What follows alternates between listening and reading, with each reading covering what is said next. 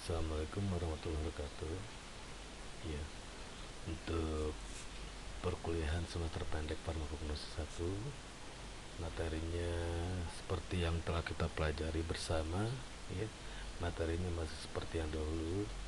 Jadi untuk mengenai silabus apa saja yang kita pelajari, ya, ini tentunya yang kita bahas untuk kali ini tentunya pendahuluan sejarah pengertian tentang ruang lingkup farmakognosi, ya. Jadi ini yang kita bahas untuk perkuliahan hari ini. Terus kita minggu depannya kita masuk ke simplisia, dasar pembuatan dan tahap pembuatan, ya. Terus selanjutnya barulah kita masuk ke pembuatan secara khusus dan pemeriksaan mutu simplisia. Jadi untuk pertemuan, ya, di sini 6 kali pertemuan. Terus UTS nggak ada, nanti lanjut ke karbohidrat. Ya, kita lanjut di karbohidrat ini golongan monosakarida, polisakarida, glikosida, penggolongan glikosida, lipid, ya. Terus nanti ujian, ya. Nah, ini referensi, ya, seperti yang biasa kita pelajari bersama. Ya, ini referensinya Material Medik Indonesia pada Kembang Obat Alam dan lain sebagainya. Ini bisa dibaca sendiri. Jadi ini untuk literatur yang kita gunakan di mata kuliah farmakognosi. Nah, selanjutnya di sini penilaian semester pendek. Nanti saya minta mohon kehadiran. Di sini saya melihat kehadiran, nanti tolong di YouTube, ya, tolong di komen kehadiran Anda di YouTube bahwa Anda telah menonton, ya, atau ditulis saja nama kamu sama nim kamu, ya, dikasih di komentar. Nah, itu kehadiran 10%, tugas 30%, dan ujian ini nilainya 70%, ya. Jadi tolong diperhatikan, ya, ini untuk penilaian dalam semester pendek, ya. Kehadiran juga saya nilai. Jadi nanti tolong di komen di YouTube, ya. Oke, mungkin yang kita pelajari di farmakognosi tentunya yang sangat erat hubungannya dengan obat tradisional. Jadi di sini farmakognosi ini adalah ilmu pengetahuan tentang obat-obatan yang berasal dari bahan alam. Tentunya yang berasal dari bahan alam ini apa? Ya, ada hewan, ada tumbuhan, ada mineral, ya, maupun satu lagi adalah dari mikroorganisme, ya. Contohnya kita banyak ketahui yang dari hewan, ya, dari ulat, dari tikus dan lain sebagainya. Nah, tentunya di sini, ya, bahan-bahan alam, ya, baik itu dari hewan, tumbuhan, kita sudah ketahui banyak sekali, ya, di dalam tumbuhan itu sangat berguna tentunya untuk pengobatan, ya. Tentunya ini turun-temurun dari nenek moyang. Jadi tentunya ilmu farmakognosi inilah yang tentunya untuk membuat menjadi suatu obat tradisional, ya. Jadi obat tradisional ini tentunya seperti kita ketahui, ya, ada berapa macam? Ada 3. Tentunya di sini ada jamu, ada obat herbal terstandar, dan satu lagi adalah obat fitofarmaka. Untuk jamu, ini adalah obat tradisional yang berisi seluruh bahan tanaman yang menjadi penyusun jamu tersebut. Disajikan secara tradisional dalam bentuk serbuk, seduhan, pil ataupun cairan. Jadi, nah, di sini kriterianya ini, ya, harus aman, harus bisa dibuktikan secara empiris dan memiliki persyaratan mutu. Nah, jadi ini masih datanya masih data empiris, ya, belum dilakukan uji preklinis maupun uji klinis. Nah, sementara, ya, untuk obat herbal terstandar, kita lihat di sini adalah obat yang disajikan dari hasil ekstraksi, ya, atau penyaringan bahan alam baik tanaman obat, binatang maupun mineral. Jadi Tentunya di sini sudah ruang lingkupnya lebih besar.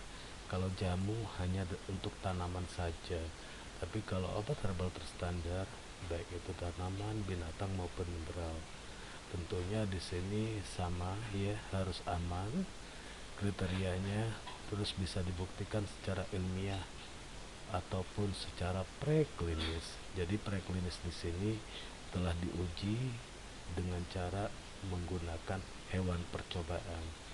Terus bahan baku yang digunakan juga harus terstandar. Jadi bahan baku yang digunakan harus terstandar. Jadi misalnya tanamannya ya, syarat-syarat standar dari Simplicia itu bagaimana? Ya, tentunya dilihat persyaratannya apa saja yang harus distandarisasi. Pertama, bahan baku. Ya, bahan bakunya yang lebih baik itu adalah bahan baku yang berasal dari tanaman budidaya ya. Terus itu selanjutnya, selain bahan baku juga tentunya di sini juga yang harus kita perhatikan, bahan baku yang terstandar itu adalah bahan baku yang memiliki sesuatu yang telah lolos uji dari baik persyaratan kadar air maupun juga dari persyaratan dari mikroorganisme asing ya. Jadi harus juga bebas dari bahan organik asing ya. Jadi Simplicia itu harus bebas dari bahan organik asing dan lain juga banyak sebagainya ya, harus terstandar. Terus selanjutnya harus memenuhi persyaratan mutu. Tentunya mutu Simplicia ini ya harus sesuai dengan persyaratan secara kimia, fisika ya, baik secara biologi ya maupun juga baik secara mutu dari kimia, fisika, biologi, mikroskopis maupun secara organoleptis ya. Jadi ini untuk obat herbal terstandar ya, jadi sudah luas ya, dan ujinya ini secara preklinis. Nah, sementara untuk fitofarmaka ya, golongan obat tradisional yang ketiga itu adalah fitofarmaka. Ini obat tradisionalnya ini jadi sudah sejajar dengan obat modern. Jadi proses pembuatannya juga terstandar dan ditunjang oleh bukti-bukti ilmiah ya, adanya bukti ilmiah uji klinis pada manusia. Jadi sini sudah uji klinis. Bahannya apa? Tentunya sama ya, ada baik dari hewan, baik dari tumbuhan maupun dari mineral. Nah, di sini dia sudah sejajar dengan obat-obat modern ya. Nah, kriterianya ini aman, bisa dibuktikan berdasarkan uji klinis, dan bahan bakunya juga harus terstandar ya, dan juga harus memenuhi persyaratan mutu. Jadi bedanya antara fitofarmaka dan obat herbal terstandar ya, itu kalau fitofarmaka sudah uji klinis, kalau obat herbal terstandar ini hanya uji preklinis. Nah, sementara kalau jamu belum sama sekali uji klinis dan uji preklinis ya. Jadi di sini ya yang harus kita ketahui ya, apa aja yang termasuk ke dalam jenis-jenis obat tradisional. Nah, obat fitofarmaka pertama sekali yang mencetuskan ya, yang pencetus pertama sekali adalah Stimuno. Jadi Stimuno inilah ya merupakan pencetus pertama sekali obat fitofarmaka yang telah lulus uji preklinis maupun uji klinis. Jadi namanya suatu sediaan obat, kalau dia sejajar dengan obat modern itu harus uji lolos ya, harus lolos uji preklinis, uji terhadap hewan percobaan maupun uji klinis adalah uji telah lolos uji terhadap manusia ya. Jadi baik, jadi ini untuk materi pertama. Kita lanjutkan, selanjutnya adalah bagaimana sejarah dan ruang lingkup farmakognosi. ya.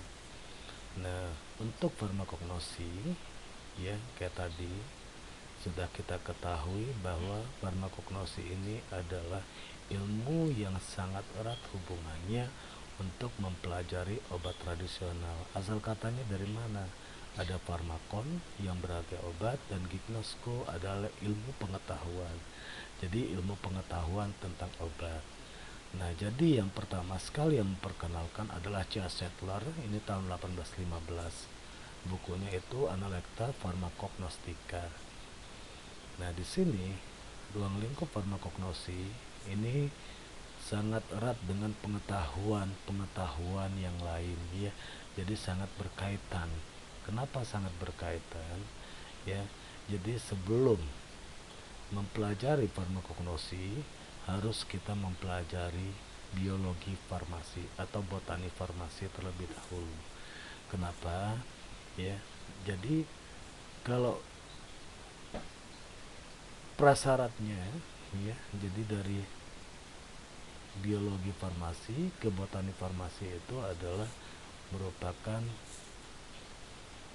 eh, perkenalan dan melihat sejauh mana. Nah, lanjutan dari botani ya, jadi biologi farmasi ke botani farmasi, dan lanjutannya itu adalah baru ke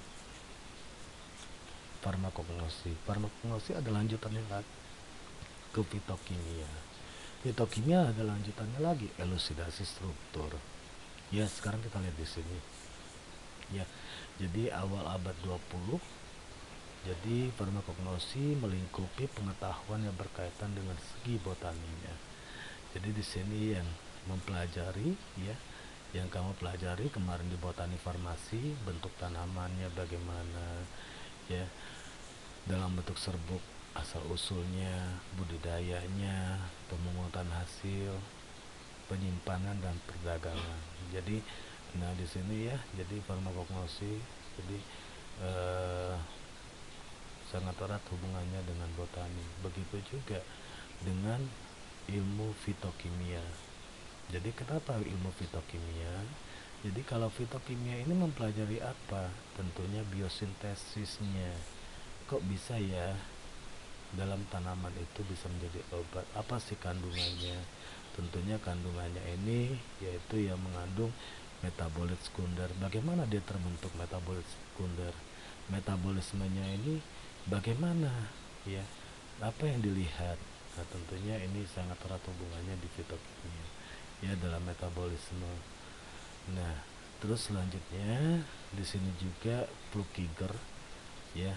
Jadi menjelaskan bahwa ruang lingkup farmakognosi itu adalah penggunaan secara serentak berbagai macam cabang ilmu pengetahuan untuk memperoleh segala segi yang perlu diketahui tentang obat.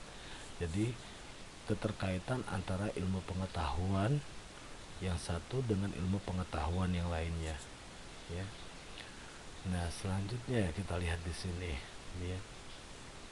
Walaupun farmakologi memiliki tentang obat yang berasal dari alam ya, tentunya ada juga yang farmakologi itu kita hanya mempelajari untuk kegunaannya sebagai bahan zat eksipien atau zat tambahan yang digunakan dalam sediaan farmasi ya. Banyak sekali kita lihat di sini ya. Selain untuk obat juga bisa farmakognosi ini bisa memproduksi sebagai apa itu zat penambah rasa, apa itu pensuspensi ya. Ini biasanya berasal dari karbohidrat ya. Misalnya yang antara karbohidrat pensuspensi itu apa? Misalnya gom arab, keragakan ya. Ya, terus disintegran ini apa yang berfungsi sebagai disintegran? Contohnya amilum atau talak, atau media juga sebagai media penyaring ya. Tentunya ini selain kegunaan farmakognosi, selain mempelajari tentang metabolit sekunder yang berguna untuk obat, pembuatannya juga digunakan juga di farmasi ini sebagai zat tambahan untuk membuat zat tambahan atau eksipien ya, semacam penambah rasa ini yang berasal dari golongan sukrosa ya, dan sebagainya ya. Nanti kita pelajari ya untuk golongan karbohidrat. Nah, sekarang kita lihat, tentunya farmakognosi ini harus memiliki pegangan. Ya, pegangannya apa? Tentunya di sini tentunya harus ada Materia Medica Indonesia sebagai persyaratan standar dari Simplicia, ya. Jadi persyaratan standar itu semuanya ada terangkum di dalam Materia Medica Indonesia. Nah, tentunya di sini bagaimana caranya, ya. Jadi caranya ini, ya, kita lihat Materia Medica Indonesia ini kenapa kok harus digunakan, bagaimana sejarahnya, kita lihat. Tentunya makanya dibikinlah buku Materia Medica Indonesia ini agar tujuan supaya obat tradisional itu aman, berkhasiat, dan mutu yang memenuhi syarat, ya, dan terjangkau oleh masyarakat. Terus itu melindungi masyarakat dari kesalahgunaan atau penyalahgunaan obat, ya. Tentunya di sini yang bisa merugikan, contoh yang kita lihat dari tanaman, ya, yang bisa merugikan itu apa, ya, kayak morfin, kodein, ya, ganja. Nah, tentunya itu kan penyalahgunaan atau kesalahgunaan, ya. Makanya dibikinlah Materia Medica Indonesia. Terus juga negara juga di sini untuk menunjang pembangunan di bidang ekonomi menuju kemandirian di bidang obat. Jadi bukannya hanya obat sintetik, ya, yang diawasi, tentunya obat tradisional juga diawasi oleh pemerintah atau negara. Makanya dibikinlah buku Materia Medica Indonesia. Nah, kenapa sih obat tradisional itu memiliki keuntungan? Ada beberapa macam faktor, ya. Keuntungan obat tradisional, dia dapat diperoleh tanpa resep dokter, ya, ya, gampang kan ditemukan, ya. Terus obat tradisional dapat diramu sendiri, bahan baku obat tradisional tidak perlu diimpor, ya. Terus tanaman obat dapat ditanam di pekarangan sendiri, ya. Jadi inilah, ya, keunggulan atau keuntungan, kelebihan dari obat tradisional. Nah, sekarang kita lihat, jadi setelah berabad-abad digunakan secara luas oleh masyarakat Indonesia, makanya di sini bahan baku itu belum memiliki persyaratan resmi. Jadi karena belum memiliki persyaratan resmi, maka di sini Depkes menerbitkan buku Materia Medica Indonesia. Jadi yang menerbitkan buku Materia Medica Indonesia ini adalah Departemen Kesehatan RI, ya. Jadi semua yang erat hubungannya dengan cara pembuatan obat tradisional, ya, persyaratannya untuk bahan bakunya ini tentunya harus sesuai dengan standar persyaratan dari Materia Medica Indonesia. Nah, tentunya ini untuk bahan baku Materia Medica Indonesia. Kalau pembuatannya bagaimana, Pak? Nah, tentunya pembuatannya ini harus sesuai dengan CPOTB, cara pembuatan obat tradisional yang baik, ya. Nah, di sini kita lihat, jadi untuk di MMI yang tertera persyaratannya itu pertama ada nama daerah, ada gambar mikroskopisnya, ya, ada serbuk simplicianya, ya, ada foto berwarna dan simplicianya. Jadi tentunya di sini, ya, obat tradisional inilah, ya. Jadi untuk lapisan masyarakat, makanya kalau untuk lapisan masyarakat ini nggak perlu, ya, menggunakan MMI. Tapi kalau untuk obat tradisional di perusahaan-perusahaan harus memenuhi persyaratan Materia Medica Indonesia. Tentunya kalau kita bikin obat tradisional juga harus bahan bakunya harus sesuai dengan persyaratan Materia Medica Indonesia, ya. Jadi Materia Medica Indonesia ini emang lama, ya, karena harus dilakukan penelitiannya secara cermat. Jadi hanya satu tanaman kadang bisa 5 tahun, ya. Jadi nggak secepat. Makanya di sini untuk Materia Medica Indonesia di sini hanya sampai 6 jilid, ya. Jadi jilid 1 sampai jilid 6, yang terakhir itu adalah tahun 1995, jilid 6, ya. Jadi diterbitkannya pertama sekali adalah tahun 1977. ya. Nah, terus yang terakhir ini MMI jilid 6 diterbitkannya tahun 1995 ya. Jadi semuanya untuk bahan baku ya, jadi Simplisia itu adalah bahan baku untuk obat tradisional. Jadi persyaratan Simplisia yang dipakai dalam perusahaan obat tradisional harus sesuai dengan persyaratan di dalam buku Materia Medika Indonesia ya. Jadi berbeda-beda MMI 1, MMI jilid 1 ya, misalnya di sana tertera kandungannya orthosipon staminius ya, misalnya orthosipon staminius folium berarti adalah daun kumis kucing. Tapi di MMI 2 nanti berbeda lagi, bukan bukan tanaman yang sama gitu loh ya, berbeda antara, jadi tanaman jilid MMI jilid 1 ya, jilid 2 ini masing-masing berbeda ya. Jadi misalnya di sini jilid satunya sudah ada daun kumis kucing, jilid 2 nya sampai jilid 6 nya nggak ada ya. Jilid 2 sampai jilid 6 ini adalah tanaman yang berbeda atau tanaman yang lain. Oke, selanjutnya kita lihat. Nah, ini pengertian-pengertian yang harus kalian kuasai ya. Jadi farmakognosi yang kita lihat dari awal tadi, bahwa ilmu farmakognosi itu adalah ilmu yang mempelajari pengetahuan dan pengenalan obat-obat yang berasal dari tanaman dan zat aktifnya, begitu pula yang berasal dari mineral dan hewan. Jadi ya, tadi dari awal udah saya jelaskan ya, bahwa obat-obat tradisional itu berasal dari tanaman, hewan maupun mineral ya. Terus obat tradisional ini adalah obat yang berasal dari tumbuhan, hewan atau sediaan galenik atau campuran dari bahan-bahan tersebut yang belum memiliki data klinis dan digunakan dalam usaha pengobatan berdasarkan pengalaman. Jadi ini obat tradisional secara umum. Jadi disebut dengan obat tradisional itu ya, contohnya kalau untuk obat tradisional yang tadi yang kita jelaskan ada 3, itu obat tradisional yang sudah ditetapkan oleh Depkes. Tapi kalau ini adalah ilmu turun temurun dari nenek moyang ya, tentunya turun temurun dari nenek moyang di sini ya. Contohnya apa? Misalnya kalau kamu misalnya masuk angin, lebih bagus ya dikeroknya bukan pakai uang logam, tapi dikeroknya pakai bawang merah dicampur pakai minyak goreng ya. Nah, itu lebih cepat mengeluarkan angin. Itu tahu dari mana? Dari nenek moyang sebetulnya, dari turun temurun ya. Nah, itu pengertian ini secara umum. Secara khususnya tadi ya, obat tradisional ada 3, jamu, obat herbal terstandar, dan fitofarmaka. Nah, pengertian dari Simplisia ini adalah bahan alamiah yang digunakan sebagai obat yang belum mengalami pengolahan apapun juga kecuali dinyatakan lain berupa bahan yang telah dikeringkan.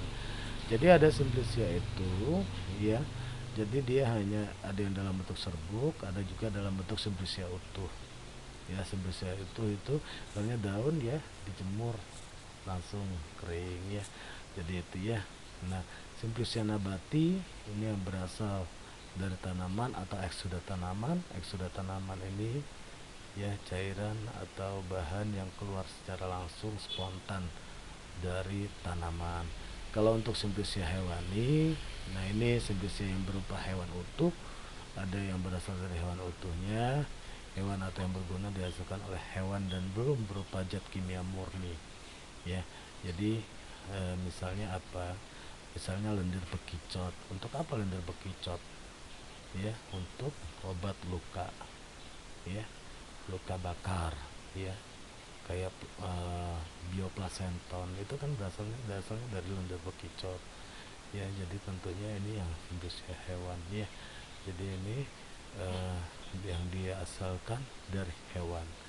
Kalau mineral contohnya apa? Ini Simplisia yang berasal dari mineral ya, diolah secara sederhana berupa zat kimia murni. Contohnya apa? Sulfur ya. Sulfur itu belerang, biasanya digunakan untuk apa sulfur?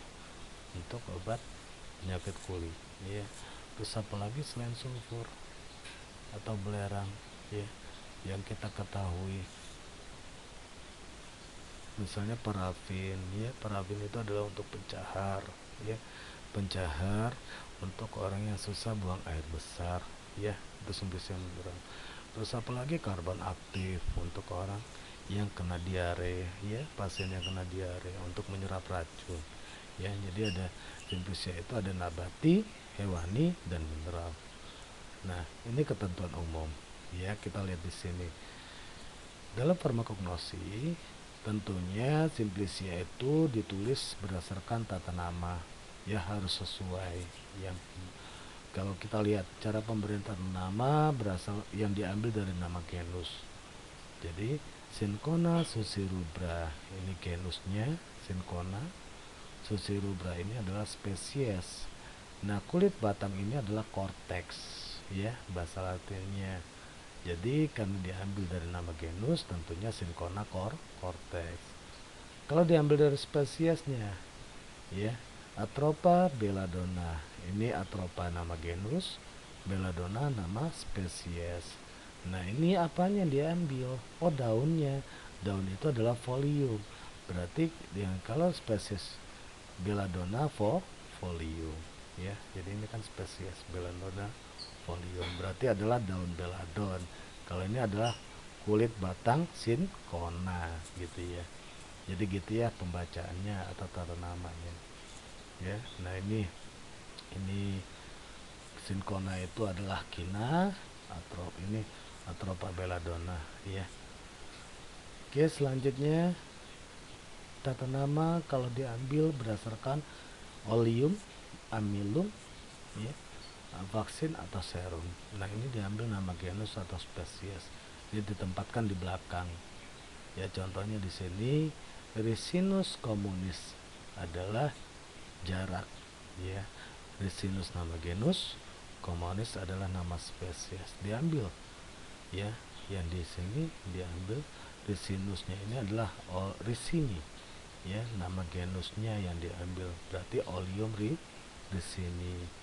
Kalau nama spesiesnya diambil untuk amilum, ya contohnya amilum maedis, ya. Jadi ini cara pengambilan nama genus atau spesies yang ditempatkan di belakang, ya. Kalau untuk amilum, allium, vaksin maupun serum, ya. Oke, nah ini jarak. Oleum ricini ini adalah minyak jarak. Amilum maedis ini adalah amilum maedis adalah amilum jagung atau pati jagung, ya. Amilum itu adalah pati, ya. Oke, sekarang kita lihat syarat baku dan berlakunya syarat baku. Syarat baku tentunya semua paparan yang tertera dalam persyaratan, semua untuk simplisia untuk yang digunakan dalam pengobatan. Tentunya pengobatan ini adalah untuk obat tradisional, tidak berlaku untuk keperluan lain-lain, ya. Jadi kalau untuk pengobatan saja yang berlaku, untuk pembuatan obat tradisional. Kalau kemurniannya bagaimana? Tentunya harus bebas dari bahan organik asing, ya, yang tadi saya bilang, ya, baik yang itu berbahaya maupun yang tidak berbahaya, ya. Jadi di sini tidak boleh, betul-betul harus murni dari simplisia tersebut, ya. Tidak boleh yang bisa merugikan dari simplisia tersebut. Selanjutnya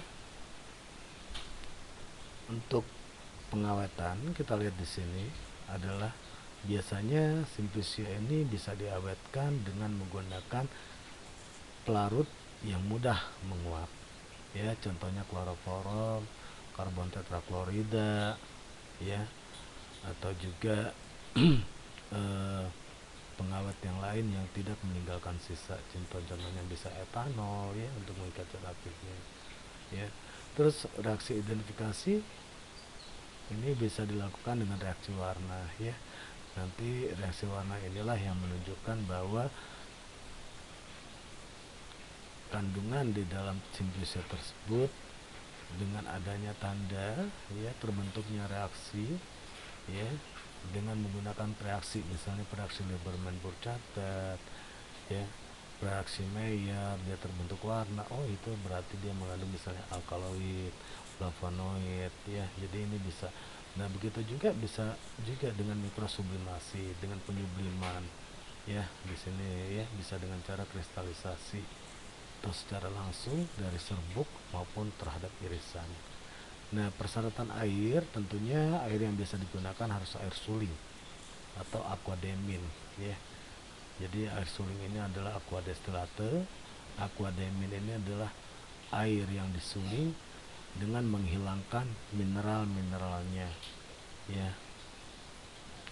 Terus penimbangan harus dilakukan secara seksama dan begitu juga pengukuran juga harus dilakukan secara seksama. Nah, wadah dan bungkus ya. Jadi wadah di sini yang digunakan biasanya adalah wadah tertutup baik. Kenapa disebut dengan wadah tertutup baik? Ya.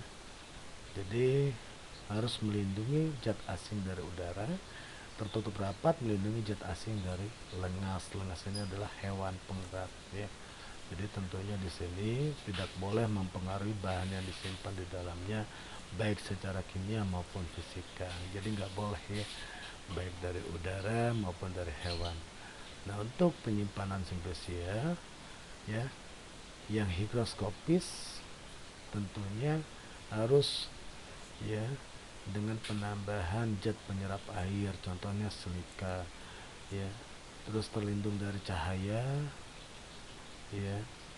Ini jadi nggak harus ditutup dengan wadah botol yang gelap, terus disimpan pada suhu kamar ya, tidak boleh pada suhu panas, terus harus boleh juga di tempat sejuk dan juga dingin ya, nggak boleh di tempat yang panas karena bisa merusak dari kandungan zat kimia yang ada di dalam Simplicia ya. Oke, selanjutnya etiket. Etiket di sini yang harus tertera harus ada nama Latin Simplicia dan nama Indonesia Simplicia. Jadi di sini nama Latin ya. Jadi di sini Curcuma genesia dan ini adalah nama Indonesianya adalah temu putih. Ya, ini contoh ya. Terus pembuatan serbuk Simplicia. Nah, jadi bisa dibuat serbuk dengan ukuran 4/18 dengan ayakan namas nomor 40 ya. Jadi di sini ya, jadi dibikin. Kenapa harus dibikin serbuk? Karena supaya dalam penyimpanan dalam Simplicia tersebut biar menjadi awet atau lama ya. Jadi makanya dibikin dalam serbuk. Begitu juga kalau menyerap kita mengekstrak, mengikat zat aktifnya biasanya lebih banyak yang dalam bentuk serbuk. Oke, jadi mungkin materi untuk perkuliahan hari ini ya cukup sampai di sini ya. Kalau ada pertanyaan silakan ya di komen di YouTube ya, di komentar YouTube. Baik, saya rasa cukup. Terima kasih. Assalamualaikum warahmatullahi wabarakatuh.